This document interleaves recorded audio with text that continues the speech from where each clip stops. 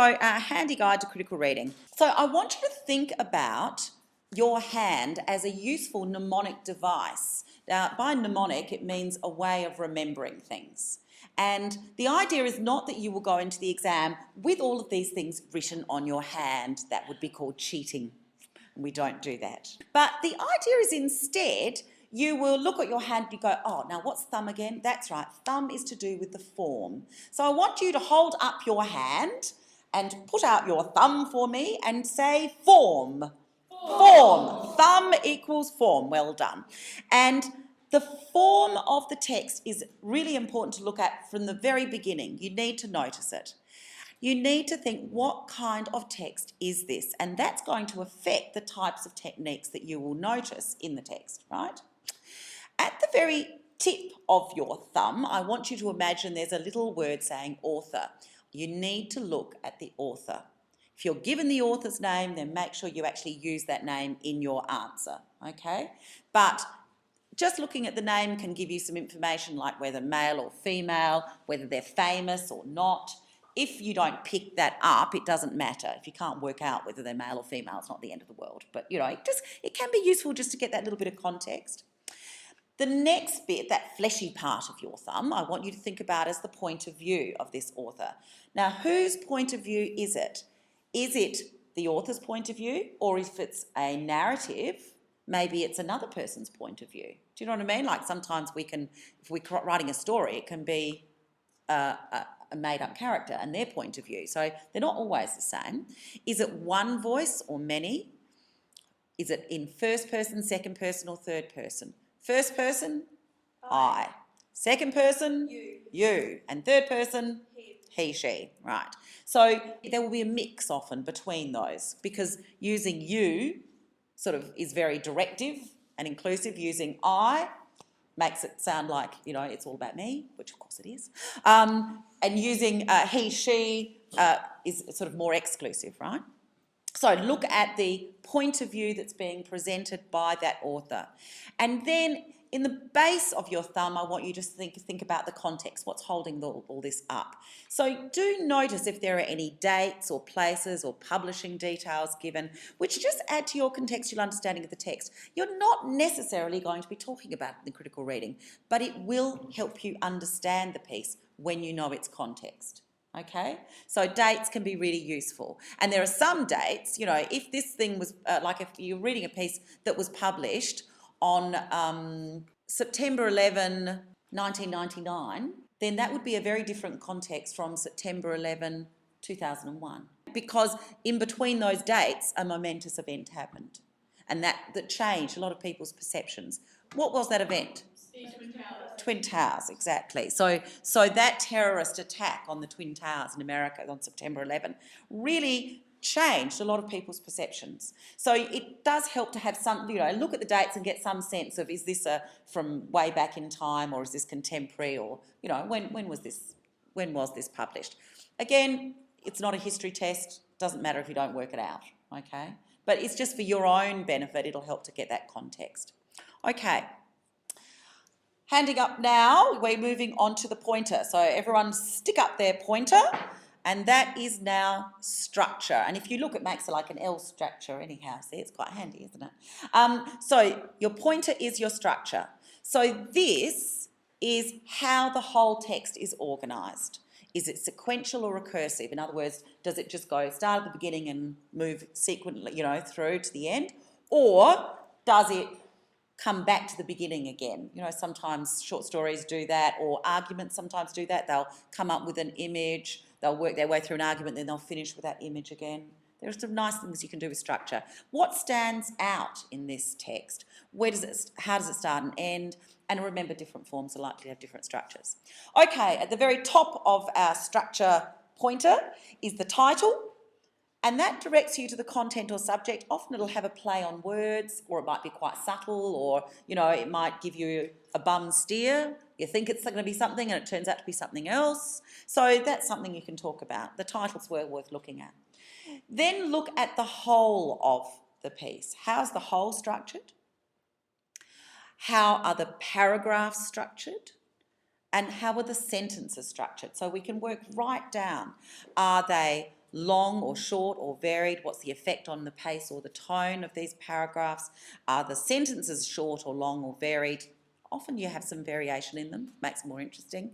Are they sophisticated or straightforward? Are they clear or clumsy? You know, what's the effect of all that? So you can also comment on its structure. Okay, this is the means of persuasion. So I want you all to stick up your middle finger. You can point it in whichever direction you like, but if you're thinking about persuading people, often this is one way, right? So in your means of persuasion, your middle finger, you need to think about the purposes. What is this text actually trying to do? What's the author trying to make you think or feel or do? So and often there'll be a number of purposes, okay? The purpose might be to persuade you into action. The purpose might be just to entertain you. The purpose might be to make you feel sympathy for a certain situation. The purpose might be to make you laugh. Okay, there are lots and lots of purposes, and it might have more than one. So think about the possible purposes.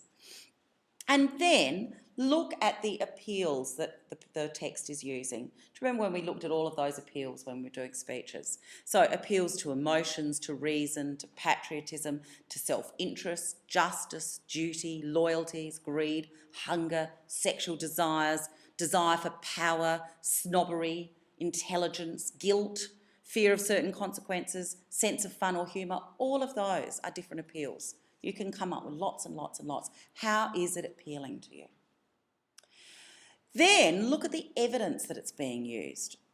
So look out for that use of statistics, that referral to expert figures. You know, as soon as they start quoting doctor or professor or someone like that, that's a reference to experts. And that's, you know, making it sound really impressive, yeah? Quotations from other sources, that selective use of details. So they give the details that support their argument, they won't give the details that don't. The categorisation in the naming of things. For example, if you call someone a refugee versus whether you call them an illegal immigrant versus whether you call them a boat person. All of them, same person, carry different connotations which reveal something about what the author's view is, but also is trying to make you feel a certain way about that person. So look out for that categorisation. And the final thing I want you to think in terms of in your means of persuasion is the effect of using inclusive pronouns, I, we, our, you, versus exclusive ones, he, she, they, the use of rhetorical questions, things like that. So how are we being included? How are we being involved in the piece? Okay, so that's our means of persuasion. The fourth one is the ring finger. So this one's really easy to remember because you can just imagine yourself walking down the aisles, girls. Oh. Okay, so just think of the ring finger with imagery. So imagery is what images can be seen on the page and what pictures do you get in your mind as you read. Again, it's a very powerful writing technique. Look at the vocabulary. Is it rich and sophisticated and evocative or simple and direct?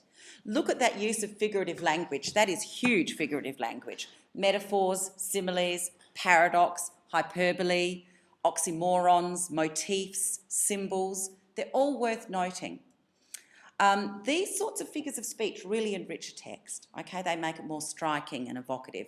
And note if they're original, which means they're actually going to be a bit more engaging, or if they're cliched. If they're cliched, they just lose their power. So look out for all that figurative language. Also look out for contrasts, where you actually note the contrast in the text, because juxtaposition, which means putting together two contrasting things, so juxtaposition is putting them together, they're juxtaposed. If they're contrasting images, it actually makes it very powerful, it heightens the effect of them, okay? If I show a poor person, if I describe a poor person, you're going, oh, that's dreadful. If I describe a really rich person next to a poor person, I get a sense of the injustice that's being pointed out. Do you see what I mean? So look at that juxtaposition of contrasting images. It can work really well. And the final thing in our ring finger, our imagery, is allusions. Do you remember when we were talking about how you can allude to the Bible? You could allude to historical events. You could allude to literary events or famous literary texts. By alluding to these sort of famous texts or events, it carries with them their weight and authority, and it makes the reader, when they recognise this, feel really knowledgeable. Oh, I know that. That's a reference to X. I'm so good. Okay, so allusions can be very powerful too. It may be an allusion to popular culture.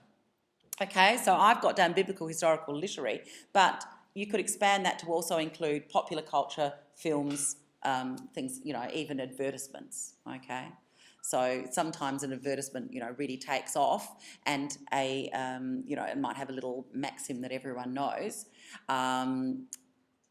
And then so you put in allusion to that and people will get it. So it's not just highbrow text, it's also familiar ones. If the person doesn't pick up the allusion, they just won't pick it up. Do you know what I mean? They go, yeah, whatever. So it won't have worked for them, which isn't the end of the world. And if you don't pick up the allusion, that's not the end of the world either. You're not going to be penalised in your critical reading for not picking up an allusion. However, you will well be rewarded for picking them up. So if you do notice it, pick it up and comment on it, okay? If you don't notice it, it doesn't matter. The thing about critical readings is there will always be more techniques you could have talked about, and it's not like there's a checklist that we're saying, right, they have to get all 10 of these in order to get, the marks. It's up to you to identify the features that are really working for you and comment on them. Okay, the last one is the pinky. It's sound devices, because this is the one you clean your ear with. It's the only one that really gets in there properly. The others are far too fat. Okay, so your pinky is your sound devices. And for this one, think about how this would sound if it were read aloud. So try, and when you're reading it, read it aloud in your head. What effect does that have when you listen to it? Okay, obviously you are not going to read aloud in the middle of the exam. That would be a little distracting to others. But you can read aloud in your head with lots of expression. Yeah? So let's have a look at these sound devices. On the top we've got repetition. That repetition adds weight and emphasis. Look out for anaphora. Do you remember anaphora? Is that repetition of sentence openings? Politicians love using anaphora, but we'll see it in lots of places. Then look out for alliteration and assonance and onomatopoeia. Alliteration, repetition of consonants. Assonance, repetition of vowel sounds. Onomatopoeia. Something that sounds like it's describing. Yes. Things that sound like their meaning. So crash, bang, clink. Okay. So now, although you are probably used to seeing them in relation to poetry texts, prose texts use them as well. So look out for them. And the purpose of them is they draw attention and add emphasis. So you can talk about that.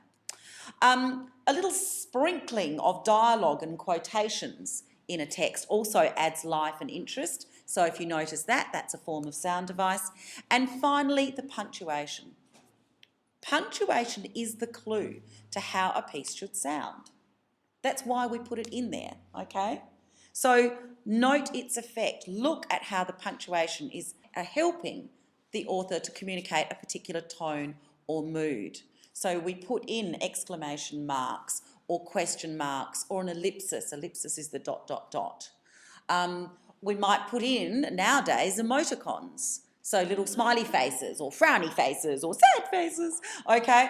And all of this is because we want to communicate how we're feeling. If we're feeling uncertain about whether the words that we've used are sufficient, then we'll put in a little emoticon. But most formal writing doesn't put in emoticons. I know that's a surprise to you. So you look out for the punctuation that they're using to give you a clue as well. Okay, the tone and the mood of the piece are really worth identifying. So watch out for that. Okay, so there are 5 things. If you put them all together, form, structure, means of persuasion, imagery, sound devices, and all of those feed together to grab you. All of those techniques grab you and communicate the author's view of the subject. So that is a simple way of remembering different things that you can do for critical readings.